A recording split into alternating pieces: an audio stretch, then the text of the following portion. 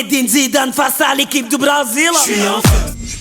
Sopra, comment ça va? Ça va, impeccable, impeccable. Bon, on t'avait promis du soleil, on t'a pas dit entièrement la vérité, ça va, tu nous en veux pas? Ça va, regarde, juste, tu vois, tu as parlé, ouais, j'ai l'éclairci, d'un coup là. il arrive, tu vois. Bien, Tu vois, juste il est arrivé. Tu vois, Bon, pour te l'Everest, démentir. 14 octobre, Ouais. nouvel album, un album de 13 titres. Est-ce que je dois y voir une coïncidence? Oui, c'est fait exprès. C'est parce que, en fait, on va dire le thème, le concept, le but, l'objectif de ce disque, bien sûr, c'est pour continuer, parce que j'ai envie de faire des disques, mais c'est parce qu'on fait le stade Vélodrome. Donc je me suis dit, on va se concentrer, on va faire 13 morceaux, 13 titres comme Marseille. Voilà. On va faire 13 Marseille, on va inviter que des Marseillais, à part un. Mais ça, c'est encore une autre explication. Mais sinon, ouais, 13 Marseille, stade Vélodrome, concentré sur ça. Quand on écoute cet album, on remarque qu'il y a beaucoup de questionnements Ouais. et pas mal d'inquiétudes aussi sur toute la durée du projet. Tu parles par rapport à ma vision de la vie, du monde, de la musique, ou par rapport à des inquiétudes pour pouvoir faire ce disque? Non, des inquiétudes dans le projet, ça veut dire que ton regard sur le monde, Ouais. on sent quand même qu'il y a un petit stress et que ça tourne pas totalement comme tu le souhaiterais. En fait, c'est quand tu as des enfants, c'est vrai que tu gamberges et tu vois dans tous les continents, c'est de la merde. C'est vrai que nous, on est en France, on est concentré que sur ici. Tu vois aux États-Unis, ce qui se passe avec la police et les blacks et même le Ku Klux Klan qui monte, Trump qui parle normal et que je vois des gens qui le soutiennent. Tu vois, tu es là, même en Afrique. Hein. Je suis là, je me dis waouh. C'est sûr que bien sûr, moi je suis pas. Moi, ça me touche, tous ces sujets-là, c'est des trucs qui me touchent, mais depuis le début de ma carrière, toujours, les gens qui se rappellent avec les psychiatres, le monde des Stones, je le chantais déjà, je disais le Stone, le monde des Stones, mais c'est des trucs qui me touchent. Mais même ma mère, elle est comme ça, je crois que c'est dans les gènes, voilà. Il y a quelque chose qui m'a rappelé à l'intérieur de cet album, le premier album solo, Puisqu'il faut vivre. Alors il y a des parallèles, il y a aussi beaucoup de contrastes, parce que Puisqu'il faut vivre, ça date déjà d'il y a 10 ans, Ouais, on 10 s'en rend ans. pas compte. Mais ouais, 10 ans. C'était quelque chose où il y avait beaucoup de tourments, mais c'était une introspection. Là, Ouais. c'est des tourments ouverts sur l'extérieur. Ouais, c'est ça. C'est la prise de maturité et puis la paternité aussi qui donne ça. Bien sûr, il y a l'âge, il y a la paternité, il y a les années aussi que je suis là, il y a tout ce que j'ai fait depuis des années, il y a des trucs que tu as envie de tester, tu as envie de tenter des trucs pour pas que tu meurs con, comme on dit. Et c'est vrai que plus les années passent, plus humainement, musicalement, mon cerveau même aussi, il s'ouvre, il essaie de découvrir de nouvelles choses et tu le ressens dans ma musique, dans ma manière de vivre, dans ma manière de communiquer avec les gens. Voilà. Pour ceux qui n'ont pas vu ou qui n'ont pas lu ton autobiographie, je l'encourage à le faire. On se rend compte à travers ce livre-là que finalement tous ces tourments-là ont fini par être en grande partie résolus, ce qui te permet de t'ouvrir sur l'extérieur. Mais oui. L'Everest, bon bah on connaît tous, c'est le sommet le plus haut du monde. On peut pas vraiment aller plus haut. Ouais. Est-ce que ça veut dire que c'est la finalité du parcours? C'est la finalité d'un concept. Ça veut dire pour moi, par exemple, Cosmopolitanie, c'était le début. Et comment ça s'appelle l'Everest, c'était pour terminer la boucle. Mais après, moi, il y a une expression que j'aime bien dire, c'est que quand il n'y a plus de sommet, il faut continuer à grimper. Ça veut dire dans la vie, il faut se donner des objectifs et continuer à grimper. Parce que dès que tu commences à stopper, tu stagnes, tu pourris, tu n'es pas heureux, tu n'avances pas dans la vie. Donc moi, je dis, il faut toujours continuer, monter. Mais là, c'est vraiment, artistiquement, peut-être que c'est la boucle pour Cosmopolitanie. Voilà. Ce projet-là, le premier titre, outre l'intro qui est un peu particulière, c'est Mon Everest, c'est le titre éponyme de l'album avec Marina Kaye, je prononce bien son nom. Yes. Avec l'accent américain, pourtant c'est une Marseillaise. Ah oui, t'as cru qu'elle était américaine. Ah ouais, c'est une Marseillaise, hein, t'imagines.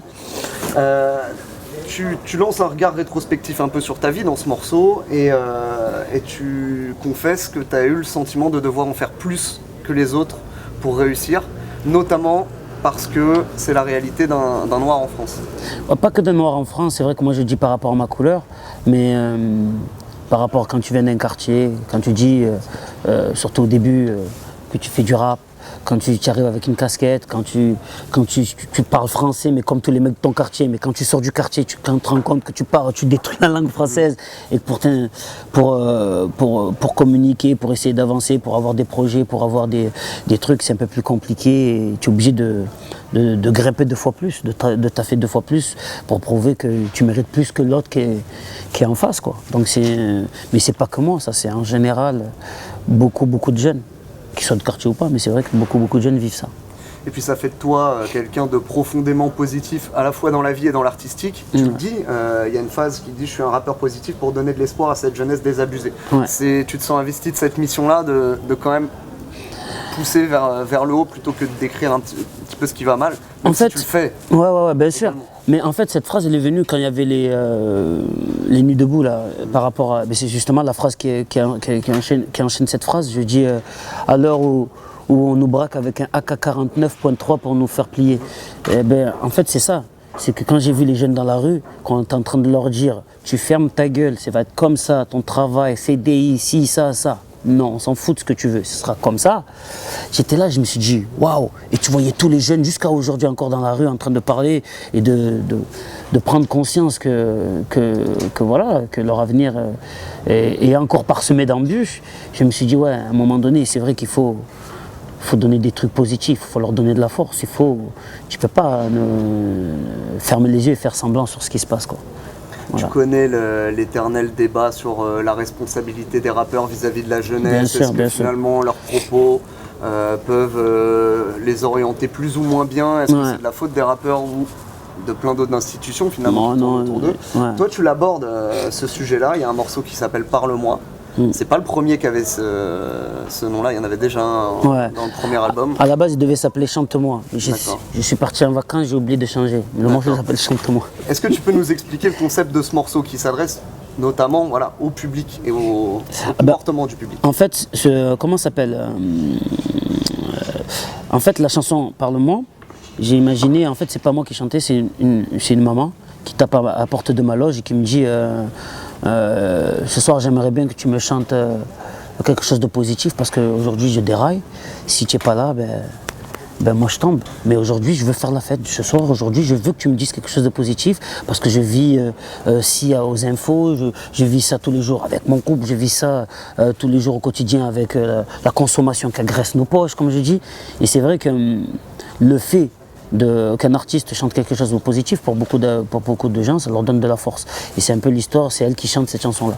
Voilà. Est-ce que c'est pas un petit peu dangereux justement d'être orienté par son public, de finir par être influencé et donner ce qu'on nous demande plutôt que ce qu'on souhaite dire?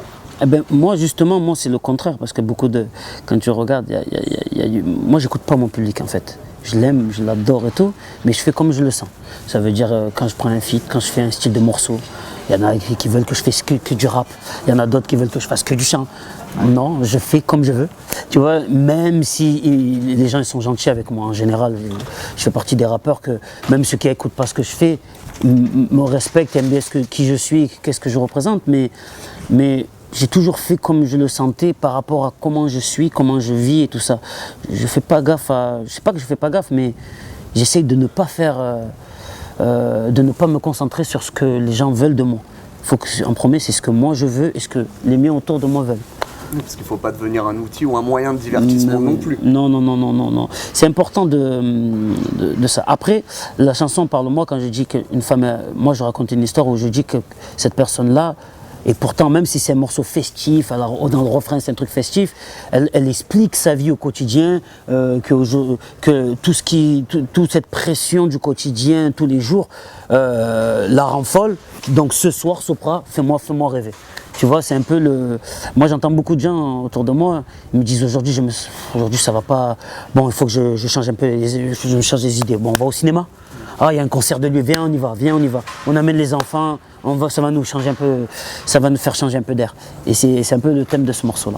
Moi, je me suis longtemps posé la question, aujourd'hui, la société est au plus mal et pourtant le rap, on va dire festif, est dans la tendance. La réponse, elle est dans ce morceau au final. Ouais, je crois. Après, tu sais, moi j'ai eu cette réflexion-là, surtout avant de sortir mon premier single. Pourquoi ? Je me suis dit, putain, Là, ils sont tous dans l'enjaillement, ils veulent tous oublier, ils veulent tous, même dans le rap, le rap c'est devenu afro, tu vois ce que je veux te dire? Donc ça veut dire tout le monde, on n'a plus besoin, on veut plus entendre de texte, on veut plus si. Mais je me suis dit, ben, on va envoyer Le Diable ne s'habille plus en Prada. Franchement, je me suis dit, ça va être comme un single zéro. Je savais pas que ça allait cartonner autant, que les gens allaient adhérer sur le texte et tout ça. Tu vois, je me suis dit, aujourd'hui, les gens, ils veulent plus entendre texte, tu vois. Et en fait, compte celui-là, là, il a marché. Parce que tu as réussi à allier les deux. Oui, c'est-à-dire une forme on a ramené avec un fond, tu vois. Qui a un rappel quand même de nos convictions. Voilà, et c'est pour ça que je me suis dit quand même, les gens ont besoin de festifs, c'est ce que je dis dans Parle-moi et c'est ce que je dis dans d'autres morceaux même, mais il ne faut pas perdre le message. Voilà. Parce que le danger au final c'est peut-être de détourner au final l'attention des gens. Ouais. Faire oublier c'est une chose, détourner l'attention, c'est encore autre chose. Là c'est encore autre chose. C'est encore autre chose. Ouais. Oui, l'élève a dépassé son maître. Oui, l'élève a dépassé son maître. Oui, l'enfer est bien plus gros sur terre. Depuis que les hommes font pire que Lucifer. Le constat qui habille cet album, et je reprends Le Diable s'habille en Prada comme exemple, et le morceau qui suit qui s'appelle Le Cœur de Niais, qui est dans la continuité totale, tu aurais pu les enchaîner les deux. Mais c'est fait exprès. Ouais. Oui, bah, j'imagine. Je suis en feu par exemple, on a fait le morceau, style tout le monde s'enjaille. J'ai fait une petite interlude qui colle avec Prada, qui justement on s'enjaille, on oublie, on s'enjaille. Mais le Diable il est là-bas, il nous regarde et il dit voilà, les hommes ils ont plus besoin, regarde, ils font pire que moi le mal. Ils sont là en train de faire pire que moi. Et après Prada arrive, et justement quand Prada arrive, c'est Cœur de Niais qui arrive pour dire justement que les enfants ils sont en train de dire mais en fait, putain, on cherche quelqu'un qui va recoudre les cœurs quand même. Le monde il a le cœur déchiré. Et en fait, à la fin du morceau, on comprend que mais le petit il dit mais le cordonnier en fait c'est nous. C'est comme ça, et moi j'avais appris ça à l'école. J'ai dit tu veux changer le monde, ben change-toi. C'est par rapport à tes désirs, par rapport à toi ce que tu vas faire. C'est bien beau de pointer le doigt sur tout le monde tous les jours. C'est toi. Si toi tu commences, tu mets une pierre, l'autre va mettre la pierre, le comportement. Surtout que maintenant j'ai l'impression tous les outils pour résoudre cette situation et justement pour retisser les liens, parce qu'on a les nouvelles technologies qui nous permettent de communiquer et d'apprendre extrêmement rapidement. Ouais. Et on se rend compte que c'est l'ignorance et le manque de dialogue qui mènent à peu près à ça. Putain, super, ce que tu viens de dire, valide, survalide. Mais c'est vrai, c'est ça. Vrai. Non, c'est ça, c'est totalement ça. C'est à un moment donné, il n'y a plus de dialogue. Avec Internet, maintenant, tu cherches des amis. Facebook, il y a des gens par exemple qui te suivent, mais qui regardent, mais qui ne likent pas. Et dans la rue, quand ils te voient, tu n'arrives pas à tisser des liens dans la rue. Aujourd'hui, on tisse des liens virtuels. On tisse des liens qui ne sont pas vrais. C'est vrai que la communication, elle est partie, que ce soit même par rapport aux êtres humains, par rapport à ta couleur de peau. Un mec, il va voir un noir, maintenant, il va penser d'une manière. Regarde la police aux États-Unis. Quand tu es musulman, ben, encore pareil. Quand tu es juif aussi, encore pareil. Quand tu es un mec de telle musique, ben, pareil. Tu as vu quand j'entends les trucs comme musique nègre, mais vous êtes fous de dire des phrases comme ça. C'est n'importe quoi. Tu vois, donc c'est vrai qu'aujourd'hui, la communication, elle est vraiment rompue et ça crée beaucoup de problèmes. Et c'est pour ça que c'est ce que j'essaie de dire un peu dans ces morceaux, quoi. De discrimination, d'amalgame, qui eux entraînent forcément du repli sur soi, du repli communautaire, et après c'est là qu'on retrouve de l'extrémisme politique ou religieux. Ouais, dans tout. C'est un peu ça le message de tes textes. C'est retisser les liens, apprenez à vous connaître. Mais oui, parce qu'à un moment donné, c'est la première définition du racisme. Le racisme, c'est parce que justement les gens ont peur de l'autre. C'est ça, c'est ça. C'est pas il le hait, il a peur, il le connaît pas. C'est ça, c'est pas qu'il le hait. Et c'est ça qui cause un problème. Moi je le vois, la dernière fois je parlais avec quelqu'un par rapport à ce qui se passe aux États-Unis. Le mec il disait ouais mais regarde les flics. Les flics ils sont dans les quartiers chauds, ils ont la peur des jeunes des quartiers. Un mec il met la main dans sa tête, il pense à sa vie, il pense même plus qu'il est flic. Parce qu'il voit des séries, il entend des rappeurs bang bang, et il a tout ça dans la tête, il n'a même pas essayé de discuter avec pour voir qu'est-ce que c'est. La plupart par exemple, c'est la phrase toujours hors caméra des gens, ah putain mais en fait compte les rappeurs ils sont cool, ah putain les rappeurs quand tu les rencontres, mais oui, parce que tu parles avec eux, après tu vois qu'en fait, il n'y a pas de voyous dans le rap, il n'y a pas de trucs de fou, quoi, tu vois, par rapport à ce qu'on pourrait entendre dans les textes. Et ça, c'est un problème que tu peux voir aux États-Unis ou même en France ou dans d'autres pays, parce que justement, le fait de ne pas communiquer crée un gouffre qui sépare les gens et à un moment donné, on est tous plus en sécurité. C'est ça le problème, parce que tu sais pas comment l'autre il pense de toi parce qu'il t'a vu à la télé, ou l'autre comment il pense de toi parce qu'il a mis une paire de chim, il a une barbe, tu sais plus. Donc aujourd'hui, tout le monde est devenu parano, tout le monde est devenu, parce que personne ne se parle, tu vois, donc c'est un peu le truc. Et du coup, les valeurs universelles en prennent un coup. J'imagine que c'est pas par hasard si dans l'intro, tu places une quarantaine de mots très forts, Ouais. avec des espaces entre eux, Ouais. pour bien marquer le coup et rappeler que bon, ça c'est ce qui est censé nous unir tous. Ouais, et c'est pour ça aussi que l'album aussi je l'appelais l'Everest. Quand je dis dépassement de soi, je parle bien sûr, je parle de moi ou même de nous tous, parce qu'on a tous quelque chose à, comment dire, attends je termine. Qui sonne dans la poche. Voilà. On a tous quelque chose à gravir, à surmonter dans la vie, on a tous. Il n'y a pas que des problèmes, mais dans la vie, tu te donnes des objectifs. Un sportif, il se dit, aujourd'hui j'ai fait 20, demain je vais faire 40 km, 40 minutes, après je vais faire 1 heure, 2 heures, 3 heures. Mais c'est des objectifs, c'est se surmonter, se dépasser. Mais c'est pareil dans la vie. À un moment donné, la communication, la tolérance, c'est un effort. C'est un Everest à surmonter, c'est un effort. Moi, je l'ai appris, c'est ce que j'ai appris moi dans... Mes parents m'ont appris, dans ma religion m'ont appris, dans la vie m'a appris. À un moment donné, l'expérience de vie m'a appris que tu veux quelque chose, tu veux que ça s'arrange, eh bien va l'affronter, avance. Tu as un problème, vas-y, monte, grimpe, vas-y. N'attends pas que ça grossit et que ça soit irréparable. Il y a quelque chose, et c'est là où je me suis rendu compte que finalement moi aussi je prenais de l'âge, les nouvelles générations ont de nouveaux codes, Ouais. et qui sont plus vraiment les miens, plus vraiment les tiens non plus, et notamment les jeunes filles. Ouais. Et ça c'est le thème que tu abordes dans le morceau Rihanna, en feat avec Monsieur Alonso, ouais. Faut pas se fier à la forme très légère du morceau parce que la problématique elle est réelle. Ouais, c'est ça. C'est ça, en fait, le morceau il est venu parce que je kiffe le morceau de Rihanna, Work. Ma femme et mes enfants aussi, à la maison, tu es là, tu regardes Work, tu es là, ouais. D'un coup, le clip est arrivé. Là t'as sorti les enfants du salon. Là. Ma fille, elle est là, elle va en cours de danse hip-hop et tout. Il y a la chanson, il y a le clip de Work qui passe à la télé. Ta fille, elle est là, 9 ans, Work, elle voit Rihanna comme ça là. Ah non, là d'un coup tout est parti en vrille dans ma tête. Je me suis dit mais non, j'ai coupé la télé, j'ai dit faut pas, je lui ai parlé, c'est pas comme ça. Mais elle me dit ouais mais toutes les filles à l'école elles dansent comme ça. Mais regarde c'est Rihanna, tu aimes bien cette chanson, je t'ai vu chanter cette chanson.